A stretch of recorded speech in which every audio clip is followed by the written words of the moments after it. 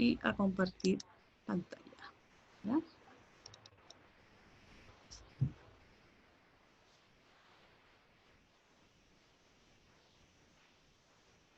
Se ve mal. Se ve mal la pantalla. ¿No? Se ve mal la pantalla.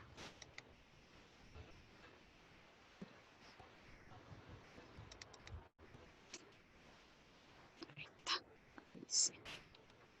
Ya, chiquillos, comenzamos entonces la clase y el tema de hoy es la sociedad chilena de mediados del siglo XX, es decir, la sociedad chilena que existía en la mitad del siglo XX, la mitad del siglo pasado, ¿ya? Estamos ahí fluctuando los años 50, 1950, nosotros vamos a hablar un poco antes de 1950, después de 1950, ¿ya? Este tema va a ser tratado en esta clase y en la próxima que nosotros nos veamos, ¿ya? Entonces, el objetivo entonces es bien grande, por eso lo vamos a dividir, ¿ya? Caracterizar, dice, la extendida pobreza y precariedad de la sociedad chilena de mediados del siglo XX. Magros indicadores sociodemográficos, es decir, muy malos, bajos, ¿ya? Bajo poder adquisitivo y de acceso al crédito, desnutrición, marginalidad, y evaluar el impacto que generó en esta sociedad la migración del campo a la ciudad. Por ejemplo, el progresivo crecimiento de la población urbana, la segregación urbana, la escasez de viviendas, entre otros, ¿ya? Es decir, es un tema extenso, por lo tanto nosotros hoy día vamos a ver una parte de ese tema y en la otra vamos a ver todo lo que son indicadores socioeconómicos, ¿ya? Entonces ahí hoy día vamos a partir primero por algunos cambios que hubo en la parte política, en la participación política, ¿ya? Lo primero entonces, la participación política de nuevos actores sociales. Hasta el comienzo del siglo XX, el único grupo que tenía participación social activa era la oligarquía. Recuerden que la oligarquía era las clases altas, la que nosotros también en unas clases llamábamos, o se le llamaba, a los historiadores llamaban la élite, por ejemplo. La aristocracia hablaban unos también, ¿ya? Ellos eran los únicos que activamente participaban en política, ¿ya? ¿Por qué? Porque era lo único que cumplían los requisitos muchas veces para poder participar en política. Por ejemplo, el derecho a voto, ¿ya? Las mujeres no participaban porque no tenían derecho a voto. Los sectores medios prácticamente no existían. Los obreros, los trabajadores en general, tampoco tenían mucha participación política. No había muchas organizaciones que los representaran, ¿ya? Entonces, por eso se habla de nuevos actores sociales. Entonces, dice, la participación política se amplía a nuevos protagonistas, como las mujeres, los sectores medios, los obreros y los trabajadores. Recuerden que los obreros se les llamaba fundamentalmente a la gente que trabajaba en las fábricas, y también se les denominaba proletariado, ¿ya? Quienes lucharon desde fines del siglo XIX por ser reconocidos como sujetos de derecho, ¿ya? ¿Por qué? Porque muchas veces no podían participar en política, no podían tomar decisiones porque, por ejemplo, no sabían leer y escribir, que era algo habitual en esa época, ¿ya? Entonces, la oligarquía ya no concentraba todo el poder, aunque seguía siendo un protagonista muy importante en la vida política de Chile. Es decir, no eran los únicos que estaban, pero sí mantenían un poder muy importante en distintas instituciones o a través de distintas instituciones que influían en las decisiones políticas, ¿ya? Entonces hay nuevos actores. Ahora, ¿cómo estos nuevos actores fueron siendo parte de este mundo político? Uno de los hechos es la expansión del sufragio o voto, ¿ya? Entonces aquí, acuérdense que voto o sufragio significa lo mismo, así que no, sin preguntar después qué es lo que es sufragio. La expansión, es decir, más personas tuvieron derecho a votar. Por lo tanto, la cantidad de personas que va a participar se amplía también, ¿ya? Entonces, dice, la masificación de la vida política también estuvo marcada por la ampliación gradual del derecho a voto y del padrón electoral. El padrón electoral son todas las personas, o está compuesto por todas las personas que tienen derecho a voto, ¿ya? Y aquí algunos hitos, ¿ya? En 1935 se aprueba el voto femenino en elecciones municipales, ¿ya? El año 49 se aprobó el derecho a voto a elecciones presidenciales y recién esto se pudo aplicar en las elecciones de 1952. Por eso dice, las mujeres pueden participar por primera vez en una elección presidencial, el año 52. O sea, justo en la mitad del siglo XX. ¿Ya? Otro hito que vinieron después, por ejemplo, el año 69 se amplía el voto a los ciegos. ¿Ya? Y el año 72 se otorga el derecho a voto de los analfabetos, porque antes los analfabetos, la gente que no sabía leer y escribir, no tenía derecho a voto. Entonces aquí se expande, digamos, se amplía el derecho a voto, y al ampliarse el derecho a voto se amplía también la gente que puede votar. De eso se trata el padrón electoral, ¿ya? Entonces, una de las formas de mayor participación fue la expansión del sufragio o voto. Y también está la utilización de los medios masivos de comunicación, ¿ya? Se utilizaron para la divulgación de mensajes políticos y la articulación de redes de adherentes estos medios de comunicación, ¿ya? La política entonces pasó a ser una experiencia colectiva que inundaba los periódicos, acuérdense, la prensa escrita, ¿ya? Los periódicos, los diarios de la época, las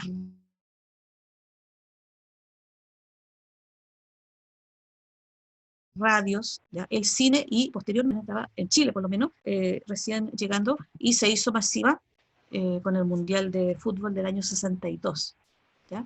Por lo tanto, aquí los medios masivos más importantes eran la prensa escrita, representada fundamentalmente por periódicos, diarios, las radios, ¿ya? Y en menor caso entonces estaría el cine y la televisión que viene después, ¿ya? Acuérdense que aquí también la televisión pública recién surge como televisión nacional el año 69. Entonces, también es importante destacar que la participación política también está muy influenciada por los medios de comunicación, ¿ya? Por la información que pueden obtener, porque se utilizan a través de, por ejemplo, las radios para formar redes de adherentes, o sea, gente que apoye una idea política, que apoye un candidato, etc. ¿Ya? Y una segunda hecho es la incorporación de las mujeres a la ciudadanía política, ¿ya? Lo que dijimos antes, la lucha por el derecho a voto, que en Chile comienza a fines del siglo XIX y que va a tomar más fuerza en las décadas de 1930 con el movimiento llamado Movimiento Pro Emancipación de las Mujeres. Y ahí están las siglas, MEMS, ¿ya? Integrado por mujeres ilustradas de clase media, muchas de las cuales constituían la primera o segunda generación de profesionales universitarias, ¿ya? Algo que en la época era bastante más escaso, es decir, las mujeres en general, después nosotros vamos a ver algunos datos, las mujeres en general eran muy escasas las que podían llegar o acceder a la educación superior, en este caso universitaria, ¿ya? Entonces, es importante este hito también en que las mujeres empiezan a luchar por la participación política, por el derecho a voto, que en el mundo se había logrado antes, pero acá en Chile fue posterior, ¿ya? Y también, en el caso de las mujeres, está la participación de la mujer en el campo laboral y cultural, ¿ya? Entonces dice, gracias a su incorporación en el sistema universitario a fines del siglo XIX, durante la década de 1920 ya existían en Chile destacadas mujeres científicas, artistas, profesionales. Su trabajo contribuyó a que la sociedad comprendiera que el aporte de las mujeres era tan importante como el de los hombres. Entonces aquí también no solamente se habla de logros políticos, sino que también de acceder a la educación y a través de ello también acceder al mundo laboral y cultural, ¿ya? En que las mujeres estaban relegadas a un segundo plano en las épocas anteriores. Ya. Aparte de las mujeres, otros protagonistas son los sectores medios o las llamadas clases medias, ¿ya? Y aquí, a partir de 1920, este grupo este sector medio se fue fortaleciendo. Ahora, ¿quiénes integraban esta clase media? Integrada por profesionales, ¿ya? Por ejemplo, médicos, abogados, profesores, ¿ya? Funcionarios públicos. Recuerden que los funcionarios públicos son aquellos funcionarios, personas que trabajan para el Estado, ¿ya? Trabajan para el Estado. Los militares, pequeños comerciantes, ¿ya? Intelectuales e inmigrantes, ¿ya? Y respecto de este último grupo, fundamentalmente eran europeos que escapaban, estamos hablando de comienzos del siglo pasado, ¿ya?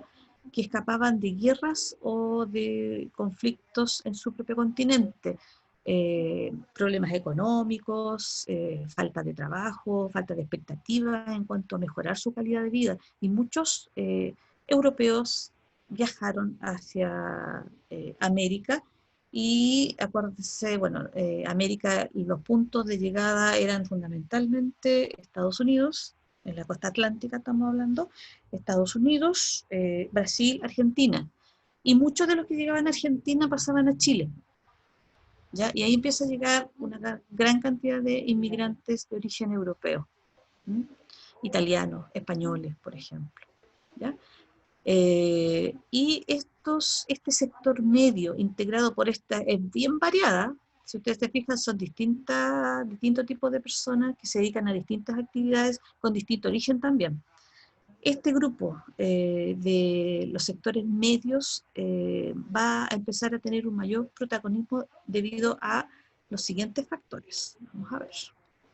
Primero, el fortalecimiento del sector público, ¿ya? Acuérdense que cuando hablamos de sector público hablamos del sector liderado por el Estado, ¿ya? Que tiene que ver con funcionarios públicos, con instituciones, organismos públicos, todos dependen del Estado, ¿ya? Entonces aquí dice, la ampliación de las instituciones estatales y la redefinición del rol del Estado que se experimentó a partir de 1924 permitieron que un número creciente de personas accediera a empleos del sector público, pasando a formar parte de la llamada burocracia, ¿ya? O sea, se ampliaron en 1924 hubo un cambio ahí, incluso hubo un golpe de Estado, después el presidente que estaba vuelve, hay un cambio de la Constitución, ¿ya? A partir del año 1925. Por lo tanto, la forma del Estado también va a cambiar. Por lo tanto, por eso se habla de una ampliación de las instituciones estatales y una redefinición del rol del Estado, es decir, qué rol iba a cumplir el Estado se definió en esta Constitución de 1925. Y se crearon puestos en el sector público, o empleo en el sector público, y muchas de personas de clase media pudieron acceder a estos trabajos, ¿ya? Y a todo ese conjunto se habla de la burocracia, ¿ya? Ese es, digamos, el concepto en esa época. Y hay otro aspecto también importante aquí, la creación de escuelas y liceos públicos, ¿ya? Escuelas y liceos públicos, es decir, escuelas públicas, liceos públicos que son creados por el Estado y que dependen del Estado, ¿ya? Después se le llama municipales, por ejemplo. ¿Mm? Fiscales y municipales. Es lo mismo cuando uno habla de escuelas fiscales, liceos fiscales, lo mismo que escuelas y liceos públicos, ¿ya? Fisco es el Estado, ¿m? Así como de escuelas normales dedicadas a la formación de profesoras y profesores, ¿ya? Las escuelas normales eran escuelas donde se formaban los docentes de la época, ¿ya? Se les llamaba así. Y universidades en la capital y en provincias. Acuérdense que antes Chile no se dividía en regiones, sino que se dividía en provincias. Ayudó a que se ampliara el nivel de escolaridad de los chilenos, consolidando el rol del Estado como garante de la educación, por medio del denominado Estado docente. En el fondo, estas escuelas, estos liceos públicos, ¿ya? Así como la formación de profesores y profesoras, va a ayudar a que muchos niños accedan a la educación, sin tener que pagar ni que estos colegios fueran parte de una congregación religiosa, por ejemplo, que existían muchas, ¿ya? Sino que eran gratuitas y que tenían acceso, en el caso de los niños, todos los niños que accedieran a la educación tenían acceso gratis a esta educación pública. Entonces, ¿esto para qué? Para ir mejorando el nivel de escolaridad, ir bajando la cantidad de analfabetos y subir el nivel de escolaridad, es decir, la cantidad de años que los chilenos, en este caso de la época, estudiaban. Entonces, aquí se habla de que el Estado era garante de la educación, es decir, el rol que iba a cumplir el Estado ahí también era garantizar el acceso a la educación. Y por eso se habla también de un denominado Estado docente, ¿ya?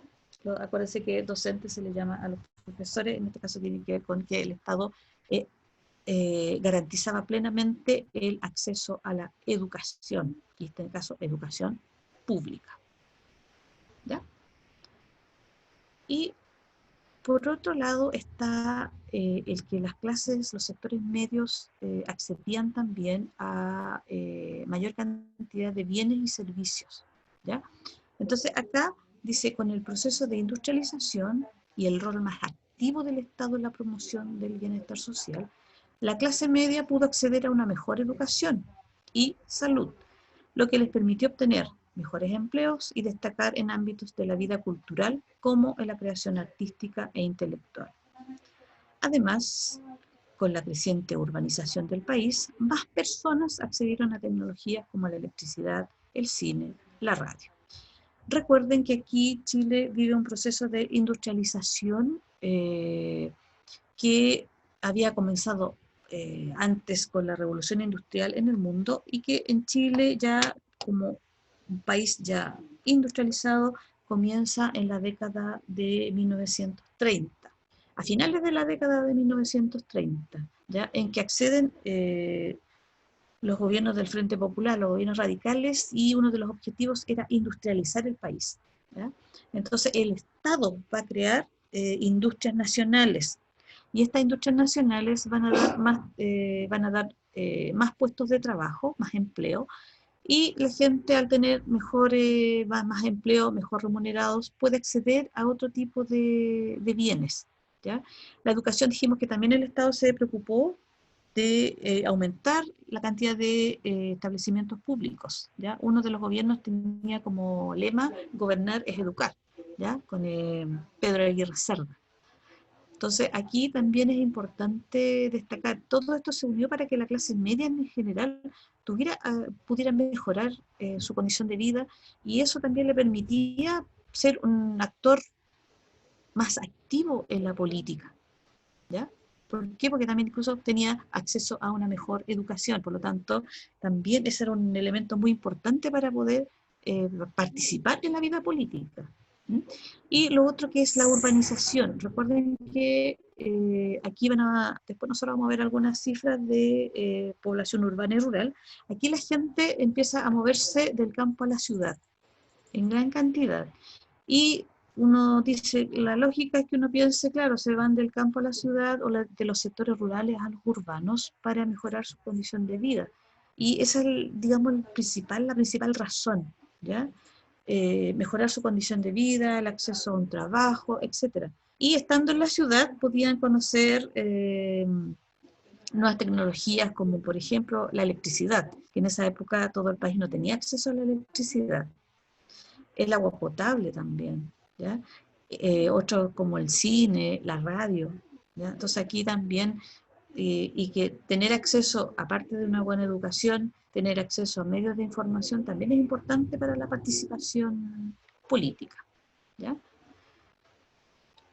Los otros actores tenemos a las mujeres, tenemos a los sectores medios, están los movimientos obreros, ¿ya? Y cómo estos movimientos obreros acceden a una participación política a través de la fundación de algunas organizaciones políticas que es de origen más bien popular, como fueron el Partido Comunista, el Partido Socialista, que son de los partidos que existen en la actualidad, son los más antiguos, ¿ya? Son de la década del 20 y de la década del 30. ¿m? Y en que los trabajadores y obreros comenzaron a contar con representación política en el debate público de nuevas legislaciones. Es decir, que estos partidos políticos contaban con representantes obreros, ¿ya? Y estos representantes obreros empezaron a tener voz, ¿ya?, en el debate público que surgía, por ejemplo, con nuevas legislaciones, es decir, nuevas leyes.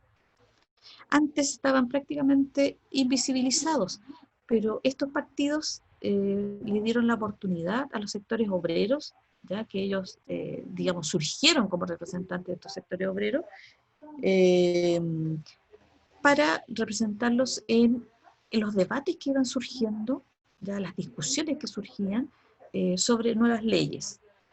Antes no estaban visibilizados y las leyes se hacían con un grupo pequeño de personas que debatía y que tenían ese punto de vista, y ahora no, ahora ya están un poco más ampliados los puntos de vista respecto de una ley. Nosotros lo vemos en la actualidad. Una ley se ve de distintos puntos de vista, ¿ya? No de un solo grupo. Entonces, para poder debatirla, analizarla y después votar. ¿Se fijan?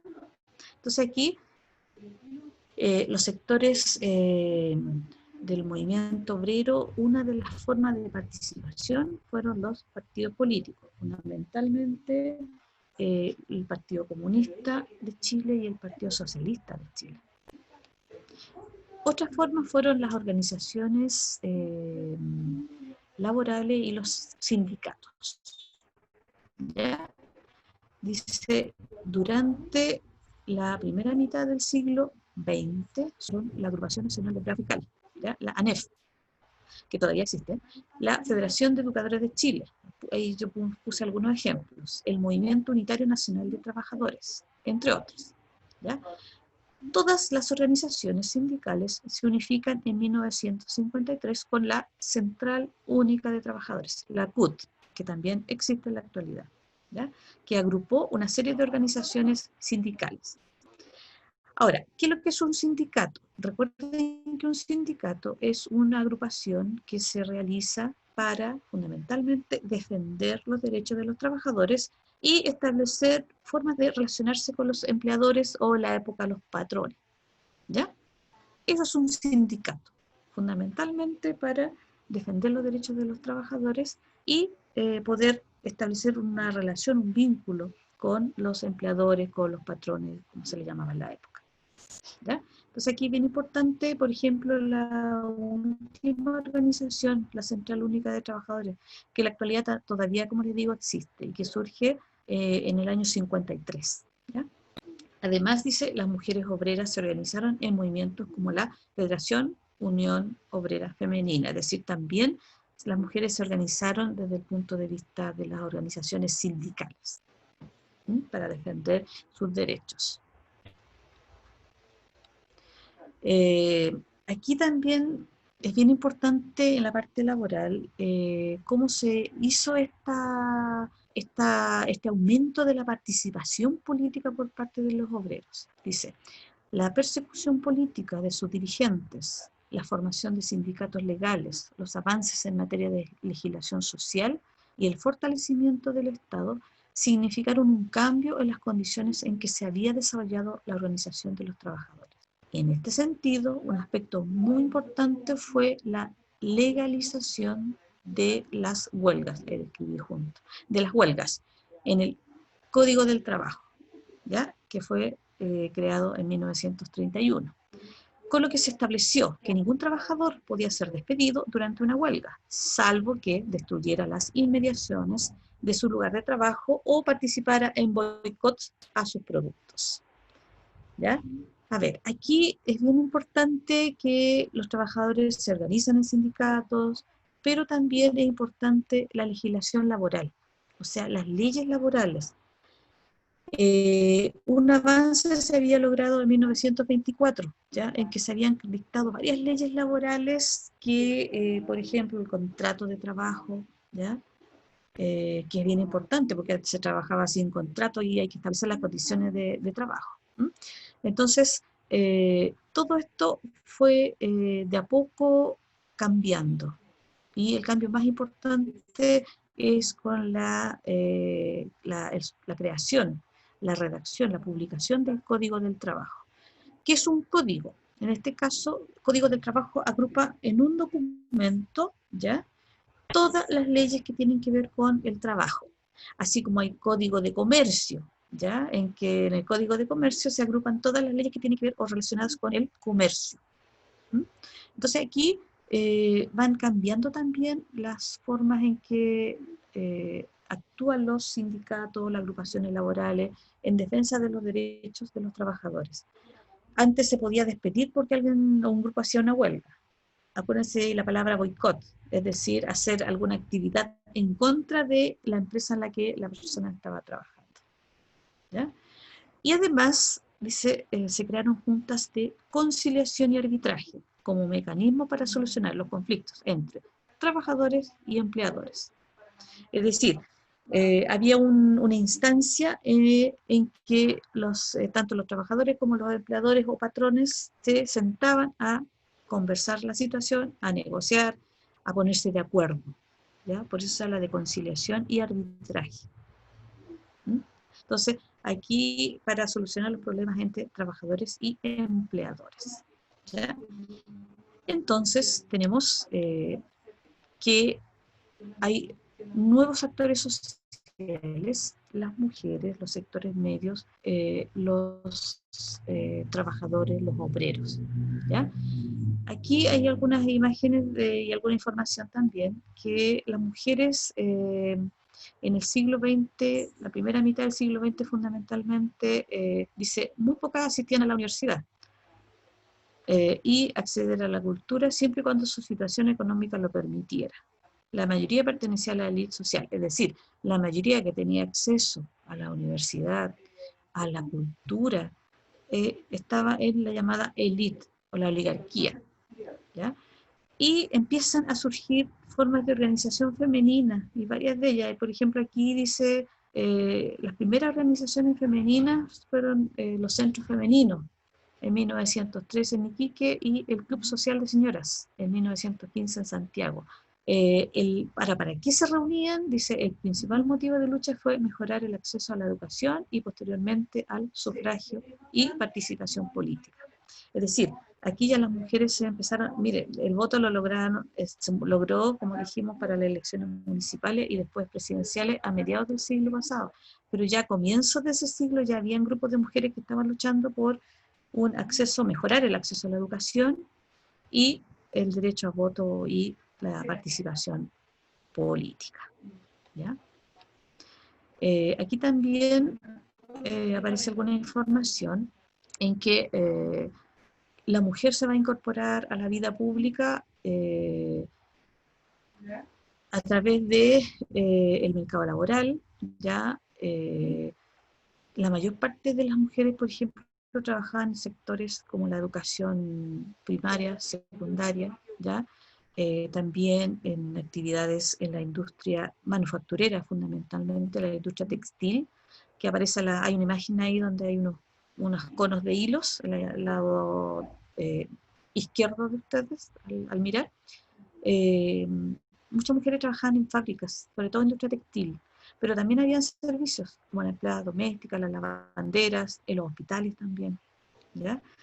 Y en la parte de educación, hay un dato bien importante. En 1877, el ministro Miguel Luis Amunátegui promovió el decreto que les permitió tomar estudios universitarios, 1877.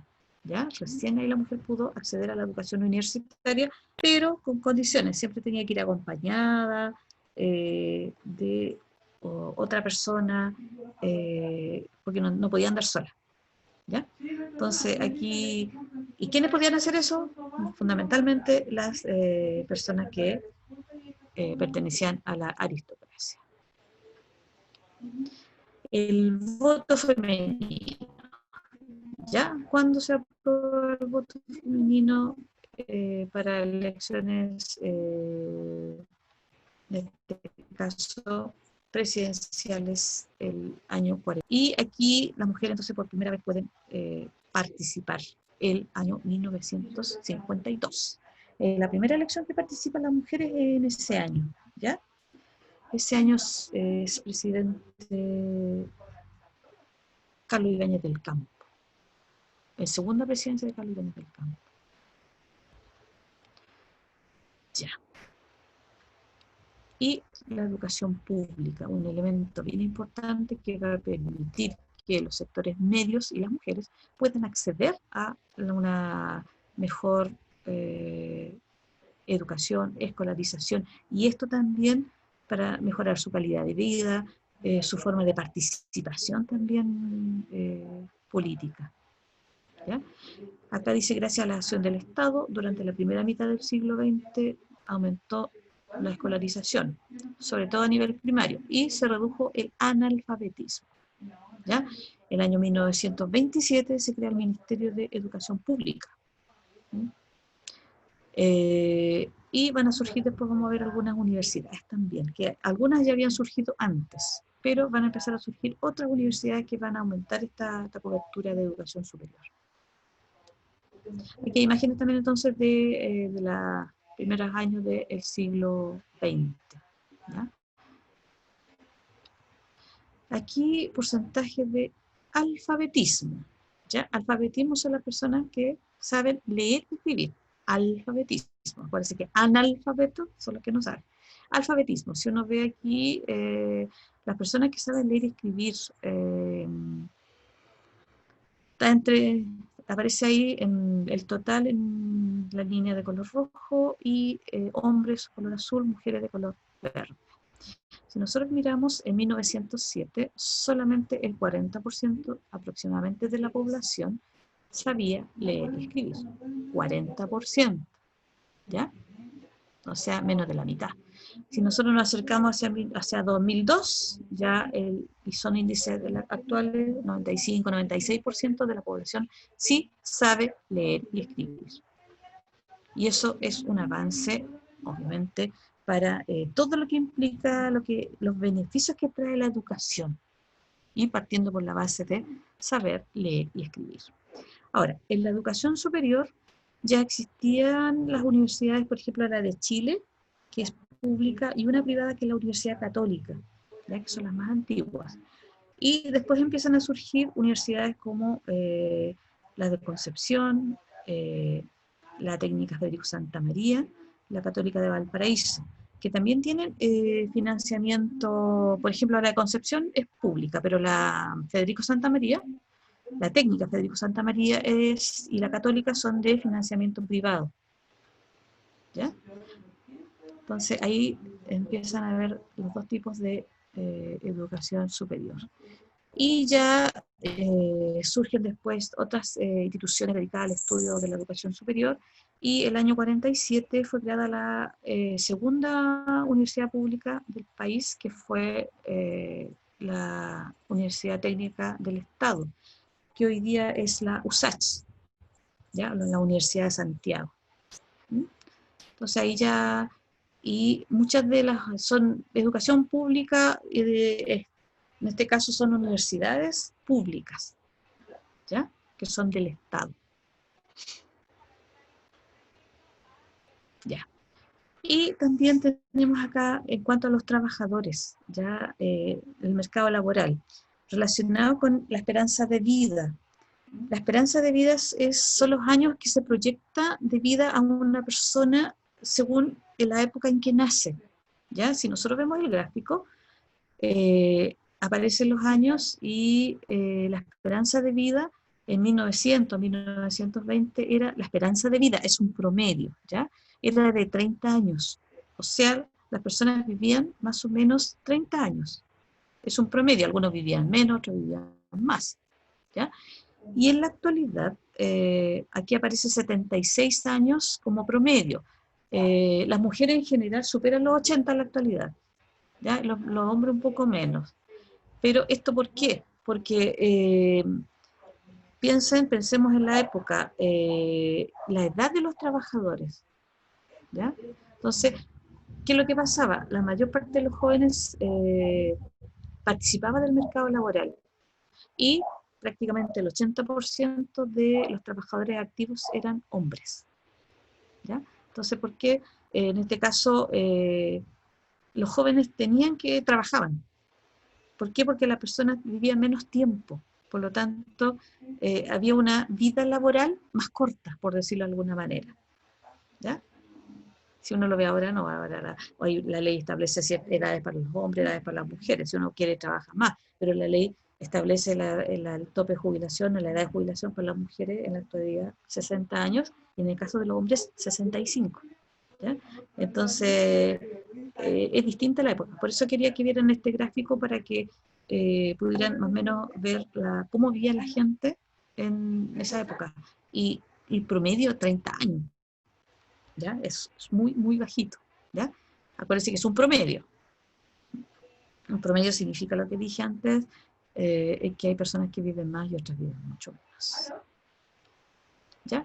Y aquí está el Código del Trabajo, que fue, digamos, del año 1931, en que recopila todas las leyes laborales. Y puse la imagen del Código del Trabajo actual también. ¿Ya? Entonces, que siempre se va cambiando, se van renovando algunas leyes que han sido aprobadas según... ¿Por qué? Porque las leyes tienen que irse adecuando a las nuevas realidades, ¿ya? A las nuevas realidades que existen. Nosotros no vivimos la misma realidad de 1931, ahora en el 2020, sobre todo en estas condiciones de trabajo, por ejemplo. ¿Ya? Entonces es importante ahí porque tener por escrito las leyes que protegían a los trabajadores. Ya, chiquillos.